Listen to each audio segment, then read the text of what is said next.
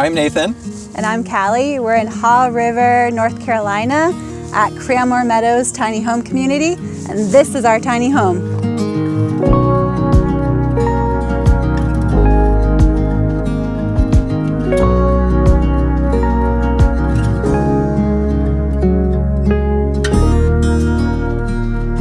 Met Nathan. He worked on our website for our nonprofit, and we fell madly in love and fell in love with tiny houses along the way too. And now we have this beautiful community called Cranmore Meadows. Nathan was in love with tiny houses from the very beginning. I found an email from 2009 that I wrote to a friend that was just like some random tumbleweed model, and I was just like, have you seen these? This is awesome. And so we hadn't met till 2012, so at least 3 years I had been kind of thinking about it. And as part of our, as Callie mentioned, our wedding registry, and even our wedding invitations have a little tiny house with like the just married cans on the back. So it was featured very prominently. You always used to tell me that when you first told me that you were into tiny houses, and I was like, oh yeah, that's really cool, I'd be into that. Because I had lived in Ghana, in small spaces on and off for 6 years. And so he said it was love at first sight when he told me that. Oh, it was meant to be. As soon as she was open to the idea, I knew that it was a winner. Yeah, right, yeah. Behind us is our custom-built tiny home, Polaris. It's our North Star, our guiding light. And we built it about 7 years ago, took 2 years to build. It's 8 by 20 feet. The total square footage is about 250 square feet if you count both lofts. We're excited to show you our tiny house. Let's go take a look.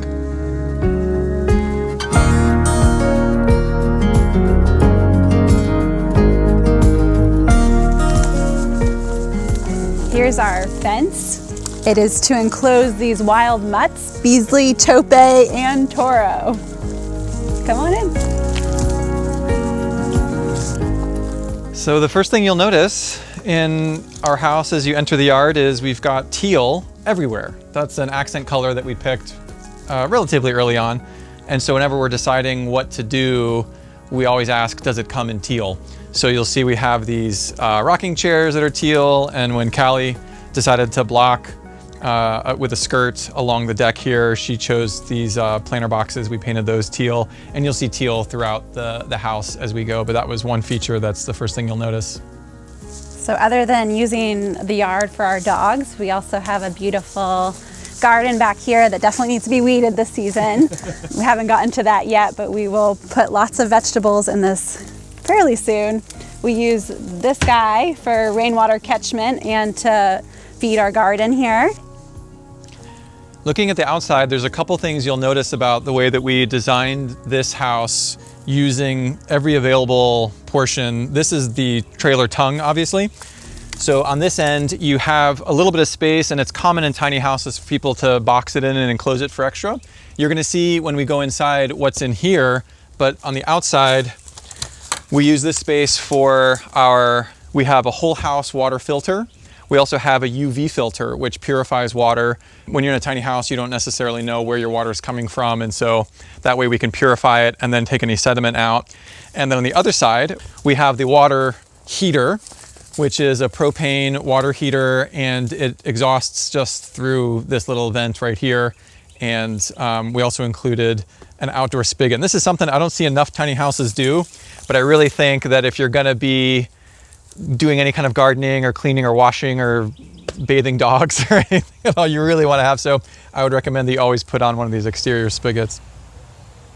So you'll see here behind us we have our deck and screened-in porch, and our deck footprint is actually bigger than our tiny house footprint. It is 10 by 20 feet, and half of it is screened in and half of it is covered with clear plastic, so it allows the sunshine to come through because we have lots of windows in our tiny home and we want that light in our tiny home.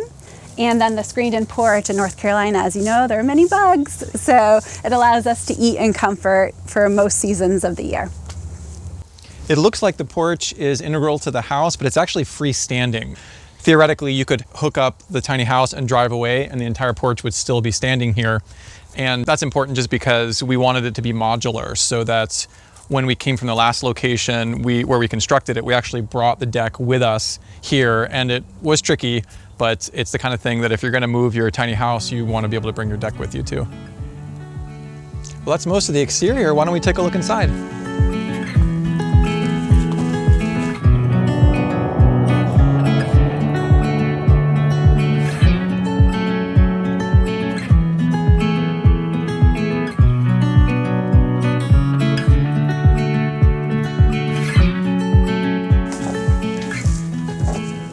Welcome to the inside of our tiny home. One thing you'll notice when you walk in is there's a lot of light. There are 14 windows throughout, and they've all been reclaimed, except for 2. But the windows, like a lot of the materials, we gathered from other places, and we tried to incorporate as many reclaimed materials as we could. One of the cool things about our sofa is that it is a transformer. It has 3 different uses. It is a sectional sofa. It is a dining area with a table, and it is also a day bed and serves for hosting guests. And we had custom cushions made, of course, in teal.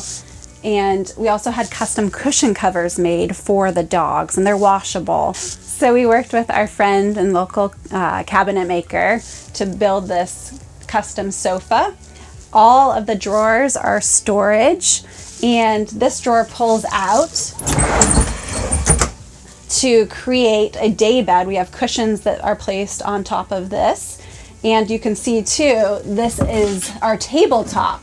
So this thing right here is a screw-in table stand that you will see on boats. And so we put the tabletop on top of here, and we use this when it's too cold or too hot outside for most of our dining.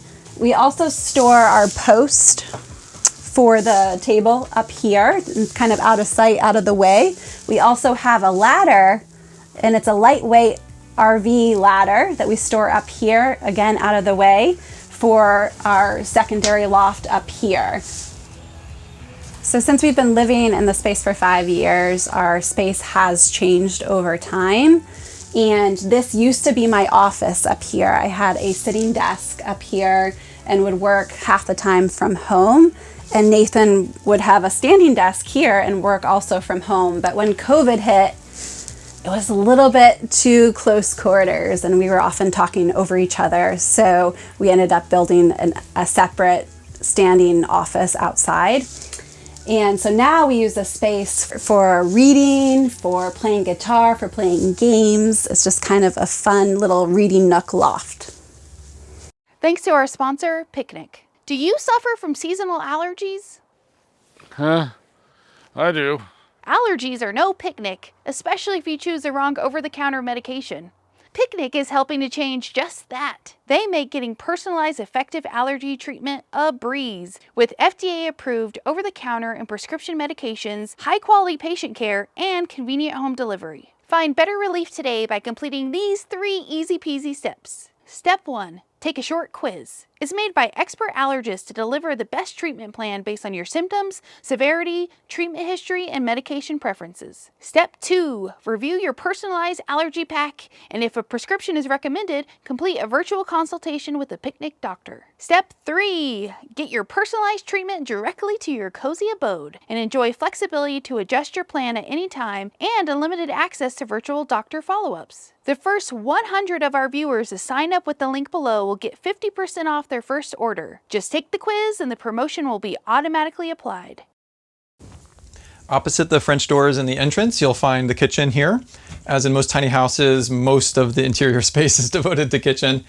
In this particular build, we did a couple things. These cabinets are all custom. We had to go to great lengths to get our drawer dishwasher to fit under the sink, because under a sink that's this deep, you have lots of plumbing. And so it became very, very tricky, but you might notice there was no other place for the dishwasher to go.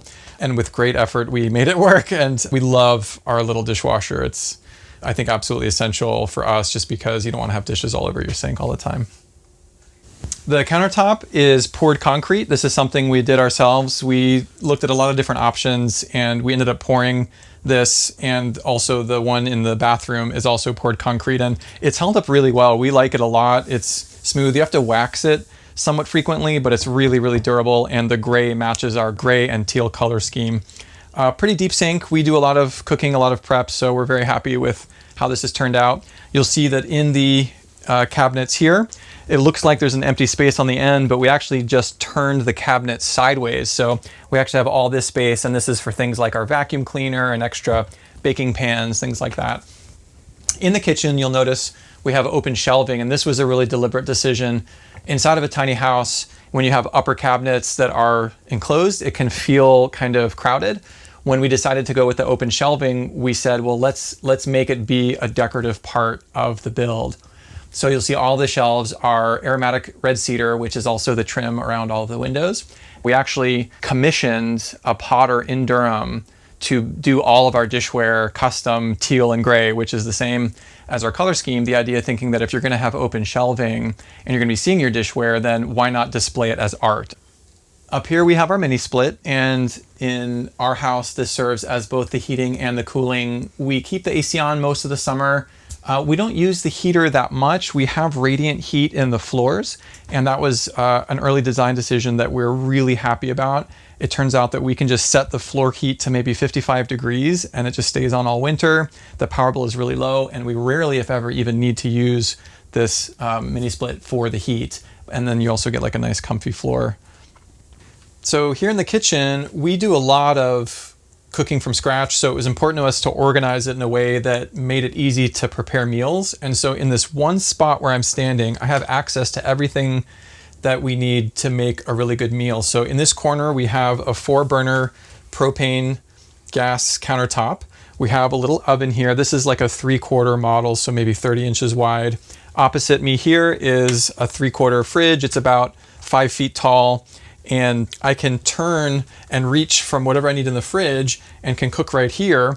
I also have in this drawer all of the oils and vinegars and marinades. I have all of the spices we need. I have all of the serving spoons and dishes and everything, and then all of my cookware and pots and pans right here, in addition to our pantry here with all of our dry goods. So essentially in this one spot, I don't have to move, and you can make your whole meal without having to go anywhere, and that is really important. One thing that was really important as part of the build was getting a hood that didn't just recirculate air, but that actually exhausted it to the outside. Inside of a tiny house, humidity and moisture are really important to control, especially in the summertime. And anytime that you're cooking or bathing, you generate a ton of moisture and heat. So we wanted to make sure that the hood exhausted to the outside, and we use it anytime we're cooking.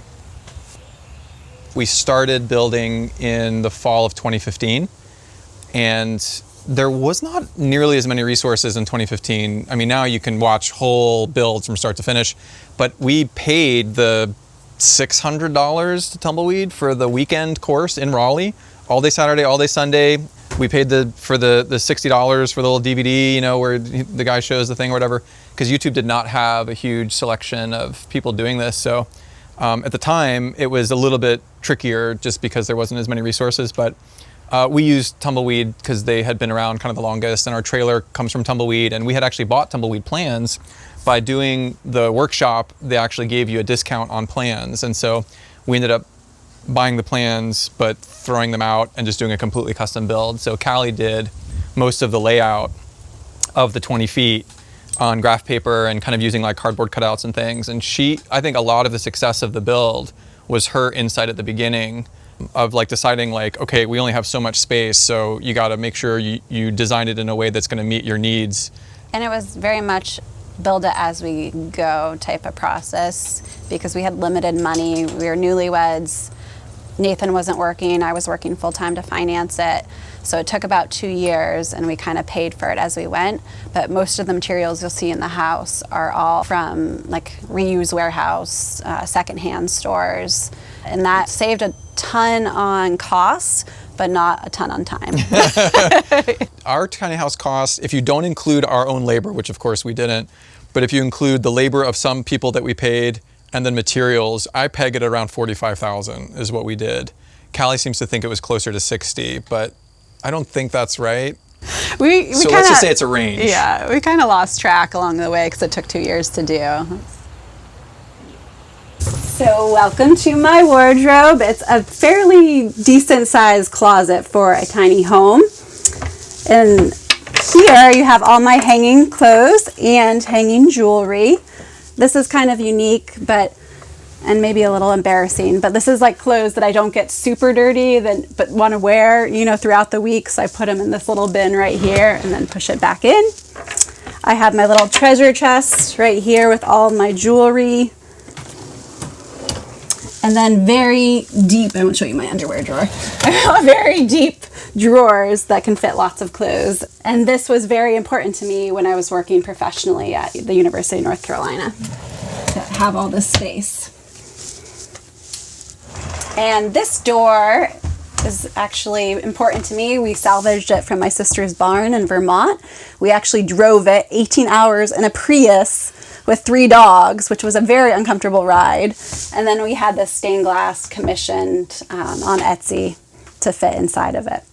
So it was really important to us to have a full-size bathroom when we were designing the tiny house plans, because I was working full-time and spent a lot of time getting ready. This bathroom is fairly large for a bathroom that is in a 20-foot long tiny home. So here is our composting toilet. It's a separate. We love it because it ventilates to the outside, so there's actually no smell, and you change it about once per month. So the shower door that we picked was actually $5 at the Habitat Restore, and we love it because it doubles as a mirror, a full length mirror. So when you're getting ready, you can easily check yourself out. Our shower is a full-size shower, 3x3. We have all tile, subway tile on the interior. Originally, and this is a kind of a tiny house hack, we just had hardy board and we painted it teal, and that served us for many years, and a cheap way to waterproof a shower. We had a little extra space on this side of the wall, so we found a used pantry that we put in here and used for our extra bathroom storage, like towels and toiletry bags and extra supplies. And Nathan doesn't get much room for his hanging clothes, but we found this little nook in here that he can fit about, I'd say 10 nice shirts in there. And the big reveal behind this very, very tiny, skinny door that I have to walk sideways to get through, we have our stacked washer and dryer. It's a little mini laundry room. We have a his and hers laundry basket, hanging laundry baskets here.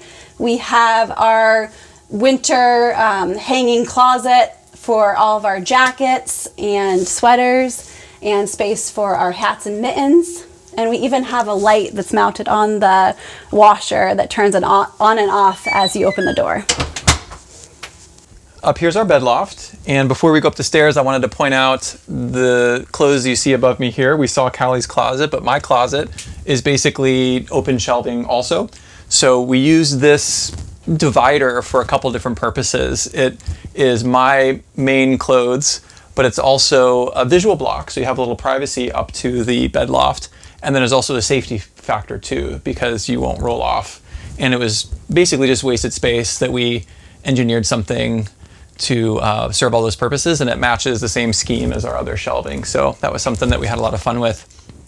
The stairs are another example of custom cabinets. It's basically cabinets that you walk up, and it's transforming in a similar way as the sofa, and we had the same consultant help us, but we were keen to find ways to fit all of the dog requirements into the house. And so we designed it such that all 3 of them could make it up.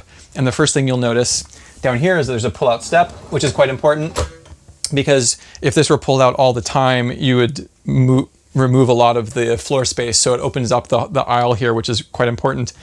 It's also storage, and this is where we keep most of the dog meds and treats and things like this. So you'll see that here.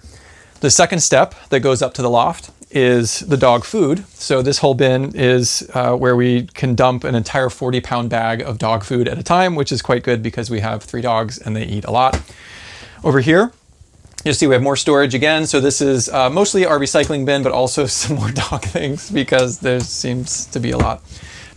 And then this down here is supplemental pantry. So whatever we can't fit in the main pantry in the kitchen, we can fit some more things down here. But the thing that we're probably most proud of in terms of making use of every available space is, again, related to the dogs, and that is the water bowl. So we keep this open at night when they're sleeping inside, or if they're stuck inside, and then we can close this whenever they don't need it. This is our bed loft, and we fit in a king-size bed, which is great, again, for having dogs that are sleeping with you. We could probably get by with a smaller one, and we had a queen for some years, but when we upgraded to the king, it was a lot more space for the dogs. The skylight, I think, is quite important. It's very charming to have. I'm not sure if we would do it again if we were to build another tiny house. You see them in a lot of builds, and they seem really cool, but honestly, mostly it's just you get bright sunlight in your face at 6 in the morning. And so we keep this closed most of the time. So for my clothes, I have the baskets available here, and it's easy to pull them and grab whatever I need. I can either do it from here, or sometimes I'll do it from the ground floor, but this holds most of my clothes. So we owned 3 bedrooms, like 1,200 square foot townhome in Chapel Hill, and we downsized from that, moved in with his father in Durham, and that was about 600 square feet. So went from, half the square footage and then down to, 200 square feet or so here. So it was a phased process. We sold off all the furniture in our 3-bedroom townhome to finance a lot of the tiny home build as well. That was kind of a helpful process to do it in stages. That's a really good point. Yeah, it was surprising to me. We did a big yard sale, and we got several $1,000s from clothes and books. $6,000. Yeah, which was a huge amount, to put towards the build. Neither of us really had building experience, but we did park it on Nathan's dad's property in Durham while we were building, and he has an engineer's mind, so he can troubleshoot everything, and he helped us from the very start. So we're really grateful to him, and Nathan and him worked on it pretty much full time for 2 years. Yeah, the story is I had gotten laid off from my job in 2015 unexpectedly, and so we thought that was a good opportunity to kind of commit to this dream that we'd had for a while. And as much heartache as it was at the time, I think if that hadn't happened, we might not have ever have done this, and so it's sort of one of those things in retrospect. But I didn't have any really formal building experience, just kind of helping out my dad a little, handyman stuff, but you just kind of learn by doing, so we learned as we went along.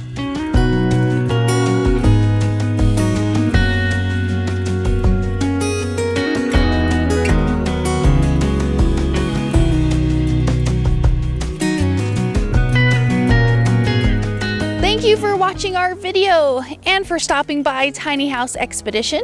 I'm Alexis. And I'm Christian. Don't forget to like, comment, and subscribe. And for more tiny home tours and stories, click the videos below.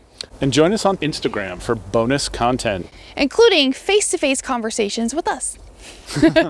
We hope to see you there. All right. Thanks, guys. Have a good one. Thanks to our sponsor, Picnic. See link below.